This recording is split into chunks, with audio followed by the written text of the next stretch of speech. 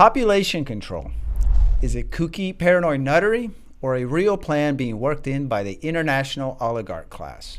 Today I'm talking to the author of a fascinating new book that looks at population control, past and present.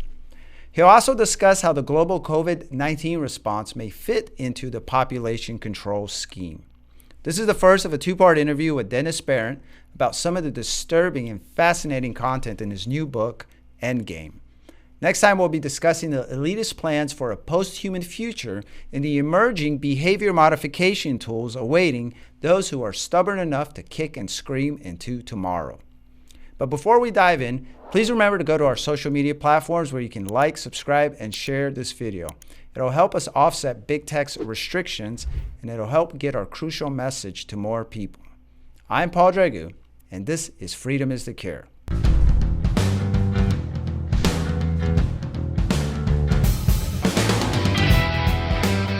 Dennis Behreandt is the publisher of the New American Magazine, a research expert, and the author of a brand new book called Endgame, COVID and the Dark State Quest for Biodigital Convergence in a Transhumanist World. Wow, that's a handful. Dennis, mouthful. It is, indeed. Well, yeah, depending on which way you want to look at it, right. For sure. Thanks for joining me, man. Well, thanks, Paul. I'm always glad to talk with you. Yeah, so like I've said off camera, I've really enjoyed your book. I don't know if that's a misuse of the term considering the content, but there's a lot of crazy stuff in there. You know, especially we've done a pretty good job, I would say, of tracking and looking at some of these issues. You touch on transhumanism and nanotechnology, and of course what we'll be discussing, past and present concept of population control. But there's so much in there that I still feel like I learned. And so obviously, I'm not just plugging it, although I kind of am, but I would highly recommend that those who have not gotten the book, that they do. But I just want to say, good job on that book, man. Thanks, Paul. I really appreciate that. It's I would call it a labor of love, but it's not. I felt like I needed to write it because I felt like these concepts and things that had been happening needed to be put together in a cohesive whole, where that hadn't been done quite that way before. Everything's always been handled on a piecemeal basis, and the whole picture hadn't been described. So that's what I attempted to do with this book. But I do feel like it's a shame I or anyone else would have had to write this book because of the world we live in today. So, right. But again, hopefully the book will contribute to maybe overcoming the challenges that we are currently being faced with, that are being placed in front of us by certain people who have alternative visions for the world, and we can get to a better place where liberty is restored and respected, and prosperity grows from that, and families and freedom are not constantly under assault. Right. And you did a terrific job of providing citations, because I think I'm not sure if you say it in the book or not, but as we've said over and over, it seems so fantastic, so even ludicrous, so science fiction-y that, most would be like, well, that's just crazy, and they'll dismiss it. And I think it's really important that we provide citations to these sources. So in chapter 2 of Endgame, you titled it Too Many Humans, and it's about population control, right, which is what we'll be discussing. And you trace the idea of population control back a few centuries. You start with the English economist Thomas Malthus, and you work your way up to Ted Turner and Bill Gates and entertainment and software magnates who refuse to stay in their lanes. Let's start with today and work our way back. Why do you believe population control is very much a concept that is alive and being implemented today? Well, the reasons today are different from the reasons the originators of the ideas for population control held at that time. So there's been a transition in the thought process, even though the end state for these people still is population control. The reason for that population control being now a hotter topic is because the situation, the people who hold that opinion, they believe that situation has changed dramatically, and it's no longer the ecological side of things, even though they still give voice to that. It's no longer the ecological point. Now it's a matter of technology and economics, and we first saw the first hint of that with something maybe people didn't quite pick up on, or maybe had an ill feeling about but didn't know why, and that's during the COVID crisis, when some people were designated as essential. A minority of people were designated as essential workers, and the majority of people were non-essential. If you were in the non-essential category, that should have made you feel a little queasy, because we have a history of the population control proponents designating people as non-essential and calling for them to be sterilized or calling for them to be eliminated. And this history is not just in the place that most people expect to find it, in Nazi Germany, but in the Western nations as well, including the United States. So when a whole population of people, in fact, the majority of people, are designated as non-essential, that should make people a little nervous. Well, moving forward then, that should make you a lot nervous when you realize that the leadership class that believes that there is an overpopulation now believes that that overpopulation will become increasingly obsolete by technology, increasingly unemployable by technology, and because unemployable, unable to support themselves and their families, and now a burden permanently moving forward on society. Now, you have people who firmly believe this is happening and going to happen over the next 5 to 10 to 15 years, and openly wondering what to do with these people. And when I say these people, I mean you and I and other people in the middle class, blue-collar workers, the deplorables. They're now people who are openly wondering, what do we do with these people? Do we just entertain them and give them a stipend to live on, or what else should we be considering? This is a dangerous trend, a dangerous idea, and really the book Endgame is about how people hold dangerous ideas and how those ideas lead to actions, and how those actions are often very, very damaging and deadly. Let's talk about some of these people who, the power and the prominence of some of these people with these ideas, that should give credence to it and raise concern. You know, who are some of these people who are openly discussing this? I for one, I know that Yuval Harari is one. You know, I believe I have the book 21 Reasons or 24 Lessons for the 21st Century, and there's a chapter clear in there where he says we're going to move to this future. What are we going to do with what's the term he uses? With people who basically we can't use, they won't have the skills. But in addition to Yuval Harari, who do you mention in your book? Well, Harari is a mouthpiece. He's the intellectual frontman for the group of people pulling the strings. So when you hear the ideas that Harari is giving voice to, I don't think you're hearing them coming from him directly. Certainly he's contributing his ability to communicate and his thought process to that. But he's a front for the World Economic Forum. So he's a Klaus Schwabian, if you want to refer to Klaus Schwab as the leader of the World Economic Forum. And Klaus Schwab sort of is the nexus for a lot of this. The people who swirl around him, the billionaire class, they include folks like Bill Gates, who in 2010 openly called for using vaccination as a means of driving population reduction at a TED conference, so nothing really hidden. People have wondered, did he mean we would actually use vaccination to kill people? He has said subsequently, and his wife has said subsequently, no, they meant something sociological about this, and even economic about this, that the effect of vaccines would cause people to suffer fewer deaths, especially childhood deaths. Families would be more stable, and because families are more stable, parents wouldn't have as many children.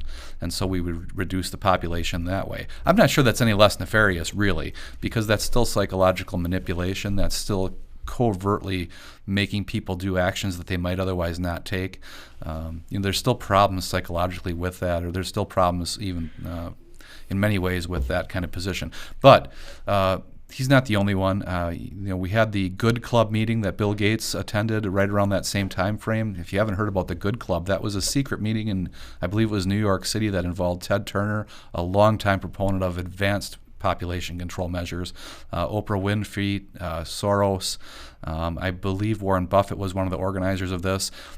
These were the only people who were part of the Good Club, and as the major mainstream press reported at the time, the key topic of conversation, even though no one was privy to the actual details, unless you happened to be rich enough to be in the club, the mainstream press at the time reported that the key topic of that meeting was population control. So these are the world's richest, most influential people, and they're talking about, well, how do we control the population? What were the things that came out of the Good Club? I think we should all want to know. Will we ever find out?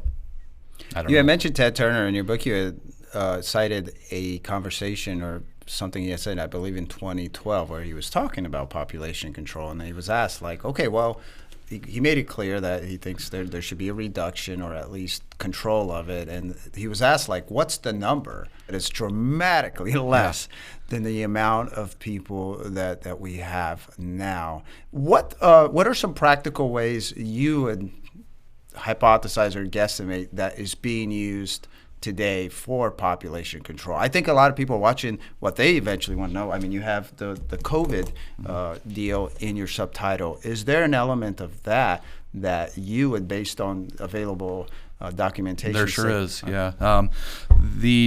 The point that brought Endgame into existence was the question of public policy vis-a-vis COVID, which most of public policy in terms of how governments at the national and local and state levels here in the U.S. and really all other governments around the world, with a few minor exceptions, all of those policies ran counter to both common sense as well as pre-existing academic work on how to deal with the spread of a disease. In almost every case, those policies were diametrically opposed to what should have been done and caused increased harms, including deaths. So the question that I asked myself before I started writing this is this because suddenly everyone's an idiot? Are all these policies just mistakes being made because no one knows what to do? And I thought that is not a tenable hypothesis, because I went through a biology program in the 1990s, so I understood at that level, the basics of disease spread and the basics of microbiology, and I thought, I am not exceptional in this in any way. All these people at these levels pulling these policy levers have far more education in those fields than I have. They would have received the exact same training and information that I did at an even more advanced level. Therefore, they're not making mistakes. Mm-hmm. Something else is in play. Okay, what is it? And so then I started looking at all the possibilities of what could explain, what are other hypotheses that could explain this public policy, seemingly off-the-rails public policy that we were pursuing. And I think the hypothesis that population control is at the root of this is not ruled out. And because its long, very deep history of advocacy within the richest levels, most influential levels of our oligarchic class, from the top levels of business, from the top non-governmental organizations, and in government itself, combined with what we were seeing in COVID and the statements of our modern oligarchic class, I think not only can we not rule it out, we have to take that as a very serious hypothesis. And we now have a growing body of evidence of the harms of the vaccines worldwide that does not conflict with this hypothesis either. And we have to start taking it seriously, that as horrible as it is to say that maybe there was a very damaging policy being pursued secretly here with this. You were one of the most prominent writers of COVID policy and the destructiveness from the early years on even to now here at the New American. And when you and I once talked, there was that issue, the freedom is the cure issue, after where I got the idea for the name of this show, because whatever the societal ailment, freedom is always the cure. Absolutely. But in that case, we were especially applying it in a more medical term. And you had, I believe is in the April special issue, a special report, you had said, like, these things are not going to work. Yep. The lockdowns, the police state controls and things like that. And then furthermore, you said they're going to make things worse. And of course, over the years, then we learned that that is exactly what has happened. They did make things worse in every sense of sense of the word. We've learned even from mainstream media that because of the restrictions on movement and lockdowns and things like that, people who would normally get medical care, they didn't. We learned that the suicide rate increased. We learned that drug use and abuse and depression, all these things that cut lives shorter or make them more miserable, all increased. And now recently we just learned that, for instance, where there's a walkout or a large exodus at CDC, NIH, and in a way I'm kind of wondering what took them so long. But, right. But you would think there's a connection there, because people are realizing, maybe they're realizing, like, there's something intentional about these policies, and maybe population control, as nutty as it sounds, it doesn't really, because now we'll dive into the history of it. But I mean, you're saying that's probably what's happening. I think it's a good hypothesis. Yeah, I think Like I said, I went through my biological training as an undergrad in the 1990s, and nothing that I learned there, which was in a very, very good program, which I think still holds up extremely well, what I learned then in the laboratory and in the work. I don't think anything's been invalidated, and I think everyone who is in public policy, as I said, has gone through the exact same thing.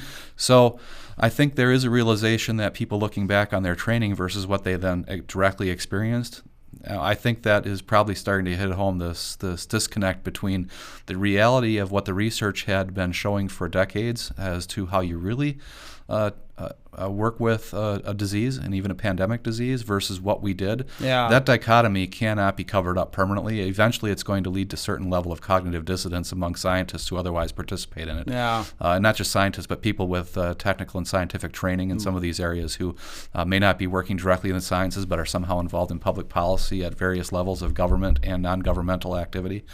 At some point, that cognitive dissonance, I would have predicted, and I think we can now see the reality of it, is going to lead to what you just said, this phenomenon of people, reputedly leaving their jobs at CDC and maybe some other places. Yeah.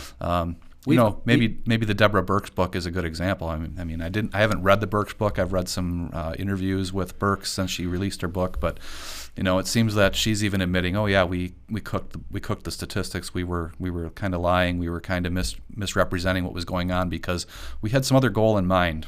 Right. Well, was it Dr. Scott Atlas? Was that his first name? Scott Atlas, yeah. Yeah, he had written a book that was published a few months back. I think it's called Plague Upon Our House. And the premise of it was that he would come into these COVID task force meetings, and he claims that he would be the only one there that brought data. And it was clear to him, as it seems, that there was an agenda there, and following the data. Science was not part of it. Let's go back to a semi-history of population control. Like I said, you start with Thomas Malthus, the English economist, and he advocated population control. What are his reasons? And then let's go forward and look at the reasons they're advocating it today. Yeah, well, Malthus's reason was, what I would call the basic ecological reason, and that is the population will expand faster than the capacity to grow food.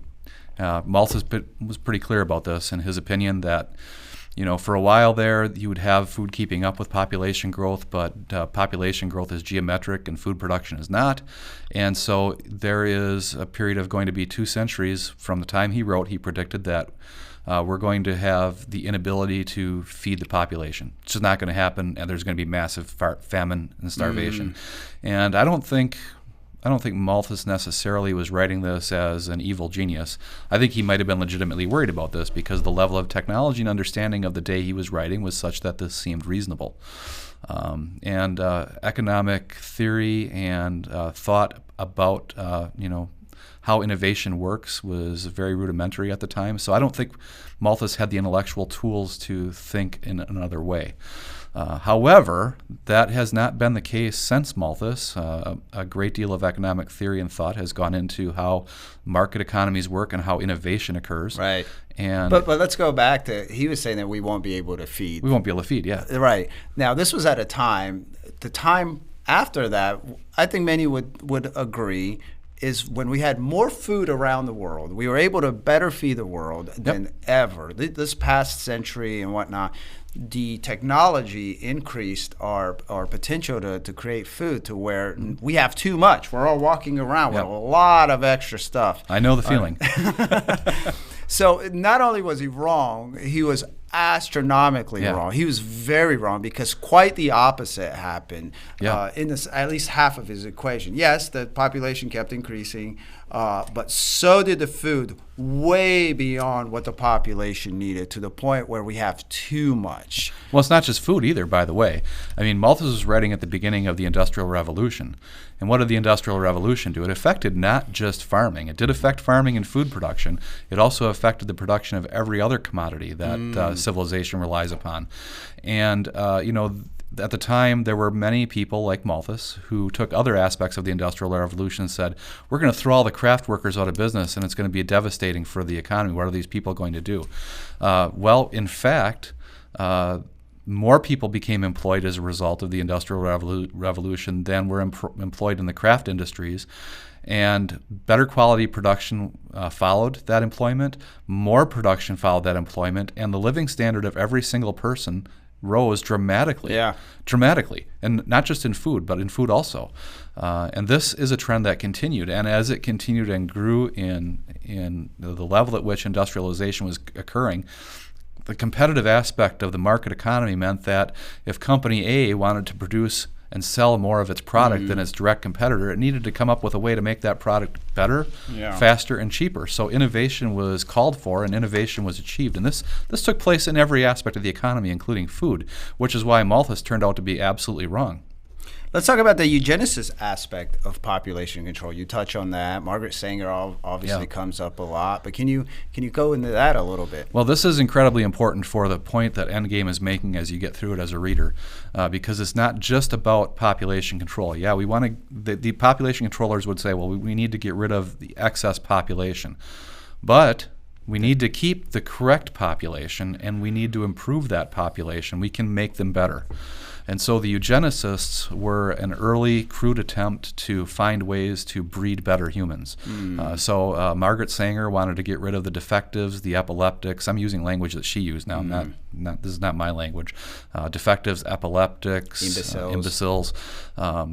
She was weak. Racist, the weak. Yeah. I mean, so she wanted to literally. She had a plan where she wanted these people forcibly incarcerated, taken to open spaces, put on collective farms, carefully managed. They would have no freedom. They wouldn't be allowed to breed. Then they would die. They'd be taken out of the population. And as a result, we would have guided evolution of the population to a better breed of human. Sterilization. Sterilization was part of that, yeah. Were there governmental sterilization campaigns that were carried out? At the state level, all across the union, every state had some of these. Some states were worse than others. I believe it was California that had the biggest sterilization campaign. Here in Wisconsin, there was sterilization. I don't think any state escaped this. So people were forcibly sterilized against their will, yes. And some didn't even know it, right? Some didn't know it. In various ways. And that's so scary because, as we'll go in part 2, there are concepts and ideas that others high on up have mad scientists about not letting us know about what we're gonna do to change their minds. And now, so let's talk about the difference with all that. What's the difference in population control advocates today as opposed to the ones we had just mentioned? Well, the difference before is that it was purely being pushed as we need to reduce the number of people because we simply can't feed them. Now that transmogrified a little bit over time into too many people are hurting the earth, and we just can't let these people hurt the earth because people are a plague. And you started to see the reference to an overpopulation of people as a cancer upon the earth, and that became the language used for quite a while, right up through, say, the 1970s. So that was really a primary way that the critics of human population looked at people. So they didn't look at people as other people who are worthwhile, who should be cherished, who should be loved, who should be respected. They looked at people as literally a plague on the planet. And this came along with the rise of the Gaia hypothesis that the Earth is some sort of actual living being, and that we're hurting the earth, we're a plague on the earth, and that living being has a better claim to life than we do, and so we should make sure we protect Gaia. Kind of that new age kind of nonsense. We took it as nonsense if you're a regular person, but the opponents of humanity, this was not nonsense to them. Yeah. They took this very seriously. They acted upon this idea. And what's scary about that is now you hear it's not, like you said, it's not just a fringy, weird concept. Like I would think it's normal. I've run into people who are like, oh, we're not having kids. It's like look at the condition of the earth. But a lot of times they'll just be like, man, like we don't want to do that to the. So now there's this demeaning of humanity's value, and like you said, the value of the earth. And again, we're not. I think we all agree the value of the earth is it's our home, it's our planet, and whatnot. So what would you say to those? It's like, why is that wrong? Why is it wrong to say it's like, well, we're gonna if we don't start implementing some sort of population controls, we will destroy our planet? Because I could see that as being as a reasonable concern. If you're a kid, you're a teenager, and then in your 20s, and you're growing and you're seeing this stuff, it's not hard to believe that we are destroying the the earth, that there needs to be less of us, that we don't care for Mother Earth and whatnot. What would you say to that, to those people? The answers are non-obvious until you think about them, and then they become quite obvious. And you have to almost get into a little bit of metaphysics here, which is necessary for understanding where we are at. This is not strictly metaphysics, but it encroaches that line. So what is a person? What is a human? A human is the most complex creature, the most complex element of reality, of the material universe that we are aware of. And by that I mean not just the physicality of that complexity, not just the biochemistry of that complexity, but the consciousness that is inherent in that complexity. Nothing else that we are aware of, other than humans, has this complexity. So basically, in this sense, humans are the most advanced form of intelligence that is possible to conceive of at this time in the real universe. More humans means more complexity, more thought processes coming out of that complexity, which leads to greater innovation. Now, I worked in knowledge management for a corporation for a number of years, more than a decade. And in the world of knowledge management for corporations, the reason corporations do this is because they're interested in innovation. Mm-hmm. They have to innovate to survive. So they look for, how do we engender innovation amongst our employees and come up with better products and services? And the answer is always the same. And the theory of this is that you put more people together so that they can share ideas amongst themselves, and because you put more people to do that, working together in this company A for instance versus company B, company A then is more successful and is more likely to come up with more innovations. This was the practice, explicitly the practice, at some of the great mid-century, 20th century think tanks like Bell Laboratories. Probably the greatest private think tank that ever existed in terms of coming up with innovations for products and services within the American economy. The whole idea was, even down to the design of the building, was how do you encourage interaction amongst the employees so that they can bounce ideas off each other. More people bouncing more ideas off each other leads to more innovation. That's the fundamental counter to the population control argument. If you reduce the population of the company, or if that's forcibly reduced because the company is otherwise mismanaging funds or not, having some other problem, innovation starts to fail. And this, taken broadly across society, the more people working together in the market economy leads to more efficient use of resources for better products and services, leads to advances in the ability to derive energy from resources that exist. Yeah. In other words, more concentrated sources of energy. So we have historically gone from diffuse sources of energy, such as biomass, to more increasingly concentrated sources of energy, such as hydrocarbons, to the greatest, most concentrated source of energy that we've to this date have had, which is nuclear energy, and in the offing are other future nuclear energies, potentially like fusion if the technology can be further developed. But we have backed away from this because of faulty ideas about the carrying capacity of the Earth, the population of people, and the idea that if we use these concentrated energy sources, there's some sort of nebulous danger that comes with them, which is not true. The ability to use more concentrated forms of energy leads to safer energy use always. Yeah. And so nuclear energy is far and away not only the most efficient source of energy, it's also the safest source of energy we've ever had.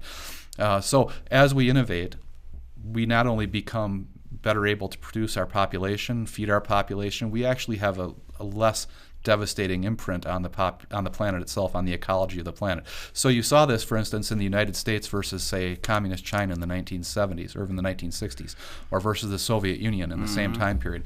Those places were, notorious for the environmental devastation that they wrought upon the environments within their countries. But how could they be? They eliminated millions of people. They did. They eliminated millions of people, and you see the lie right there. They were terrible at the efficient use of resources because of the communist system versus the West. The West being a capitalist system, free markets. We didn't have to murder people to the same degree here in the West, and we used energy much more efficiently, and the environment rapidly, as we innovated, grew cleaner and cleaner and cleaner. And I remember growing up, there were certain problems with the Great Lakes where it was concerning as to, what levels of pollution were possibly entering into Lake Superior, for instance. And I can tell you, having grown up around Lake Superior and been around Lake Superior all my life, those concerns are gone because we innovated our way out of those concerns. Those concerns no longer exist. That wasn't the case in many of the places in the Soviet Union and in China until recently, when certain things have improved there because of the import of Western tech. But it's innovation that drives things. Innovation finds its root in population, and a shrinking population tends to undermine that innovation, take us backwards. And that's such an elitist approach in the first place that we don't necessarily need more people. They're probably thinking we just need the right people, and they're probably thinking they're the right people. They're the right people. And whatnot. I know you touched on it, but let's wrap it up with this. Let's clarify the role that liberty, that freedom, plays in all of this, not just in us having individual liberty, but even in whatever, the economy, the planet, when all these issues that we supposedly have, how does liberty make that better and not worse? Well, we can talk about the moral foundation of liberty and why that's important, because it is, in my mind, the most important. But if we want to talk about the utilitarian and functional aspect that liberty plays in this, it goes back to the complexity of the human mind and the cognition that people bring to the table when working in groups and individually, voluntarily. If you restrict liberty, what you're really doing in that sense is you are artificially imposing controls on the way people can use their cognitive capabilities. And when you artificially impose those controls, whether it's on an existing population or physically limiting the number of people who can't, then you're killing the spirit of the human spirit. Yeah, you're preventing it from working. You're preventing that from happening. So you're killing off innovation one way or the other. You're either preventing people from being born, or you're killing them outright so they're not present to be able to innovate, or you're putting roadblocks in front of them and saying, no, you're not allowed to innovate. If in a free situation, in a society characterized by liberty, fundamental liberty that protects liberty, like our Constitution was designed to do here in the United States. People are free to collaborate, to come up with a better way to do things, and when you do that, again, it leads to the innovation that leads to advanced successes. So here's an example of one of these things that's taking place. Just in recent days, I saw a headline: an Amish farmer who was investigated by the feds in the last couple of days. His farm was raided because they didn't like the way in which he was selling the produce of his farm. That is fundamentally outrageous. But here's the thing. It's fundamentally outrageous because it's an imposition on his moral liberty, on his humanity as a person. Structurally, in the economy, that's an imposition on the possibility that he's come up with a better way to service more people in the food supply. And what are we seeing right now? What is everyone worried about? We're worried about the integrity of the food supply. And why is the food supply integrity damaged? It's because of ridiculous levels of government intervention. And these happen through war, which is currently ongoing. These happen through artificial restrictions in response to that war, which are coming straight out of our Western governments. They're happening through regulatory bodies such as the US FDA, which are in bed with other organizations that are looking to benefit through back-scratching between bureaucracies rather than actual innovation. And we're actually throwing roadblocks in the way of the innovation that could cause more people to be fed more easily, more efficiently, and more cheaply. So in this case, I'm sorry to say, our own governments worldwide are inhibiting the ability of people to take care of themselves and causing the food insecurity that is now looming in front of us. And I think that's becoming very, very clear. Unfortunately, it is happening, and it should have never gotten this bad. And a lot of it, I would say, has to do with the fact that these regulatory agencies are so powerful.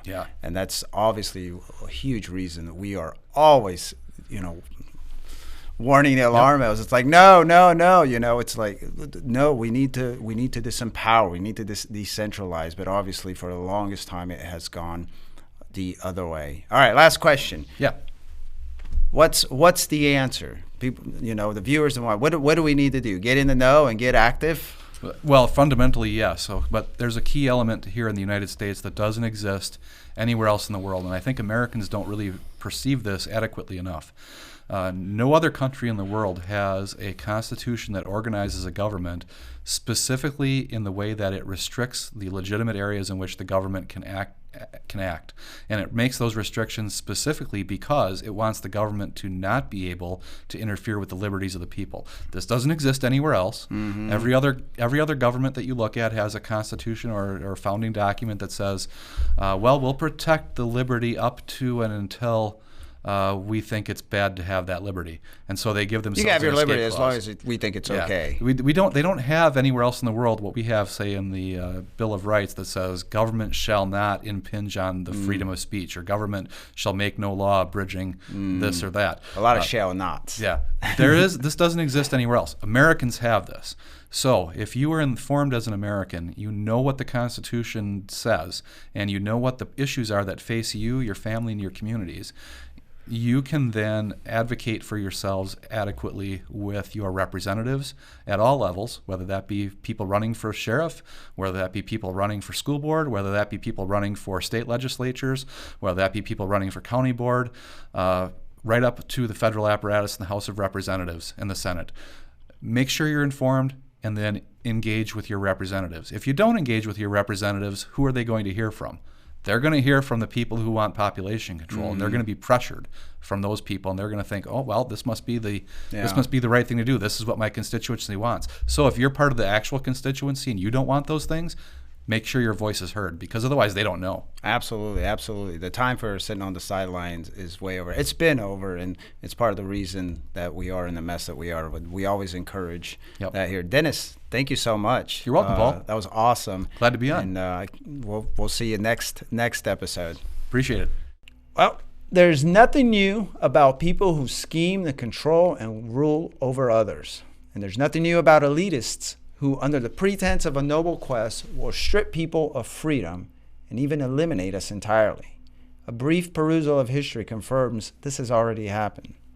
That's why here at the John Birch Society, we're always yammering, like a broken record, about how crucial liberty is. Liberty always, no matter the so-called emergency, no matter the so-called risk to public health, no matter anything, liberty always. So whatever the societal ailment, however fake or real the crisis is, freedom is always the cure. So get in the know and get plugged into the fight. And if you haven't already, apply to join the John Birch Society. We have a robust educational apparatus, and we have the organizational structure to mobilize enough people to change this country for the better and ensure that aspiring tyrannical maniacs stay out of our lives. We've been dug in the trenches for 63 years, and we have the battle scars and the experience to prove it. So get in touch with a local coordinator to get you started. We've provided links in the description below. And make sure to tune in to part 2 of this interview next week.